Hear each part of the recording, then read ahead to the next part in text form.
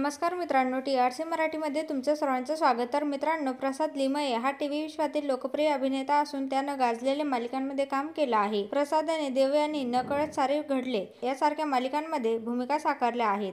मात्र देवयानी आणि नकळत सारे घडले या मालिकांदरम्यान प्रसादवर दुःखाचा डोंगर कोसळलेला आहे. त्याबद्दल त्यानं मुलाखतीमध्ये सांगितलं आहे. नुकतंच त्याने एक मुलाखत दिली.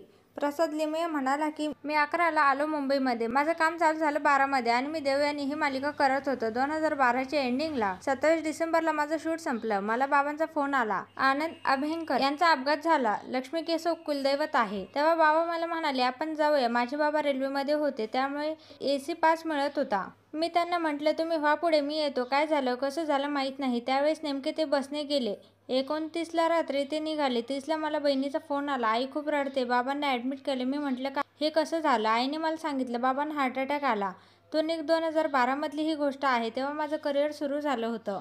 मी निघालो पहिल्या टोलला. डॉक्टरांचा मला फोन आला. व्हेंटिलेटर लावले त्यांना. स्टेबल आहेत ते. हार्ट अटॅक आलाय. दुसऱ्या टोलला मला पुन्हा फोन आला डॉक्टरांचा. तुम्ही कुठे आहात? गाडी बाजूला घ्या. तुम्ही कोण बोलताय? मी म्हटलं मी त्यांचा मुलगा बोलतोय. तेव्हा डॉक्टर म्हणाले तुमच्या वडिलांचं निधन झालं. आधी 1-2 फोन आले, पण तेव्हा सांगण्यात आलं की सगळं ठीक आहे. कदाचित ते मला शांत करण्यासाठी. त्यानंतर मी गाडी बाजूला घेतली. थोडा 5 मिनिटे शांत बसलो. विचार केला आता काय. ज्या माणसाच्या भरोश्यावर मी आलो होतो मुंबईत, तो माणूसच नाही. कारण माझे बाबा जेव्हा गेले तेव्हा 8 वर्षे त्यांची नोकरी बाकी होती. आणि माझ्या बाबांचं एक वाक्य होतं, प्रसाद 8 वर्ष आहेत माझ्याकडे. 8 वर्ष पुरतील ना. तुला जे करायचं आहे ते कर. 8 वर्षात सेटल हो फक्त. त्यानंतर मी जो बदललो आहे ना, तो फक्त माझा मित्र यश आणि महाराज यांच्या बेसिसवर मी जिवंत आहे.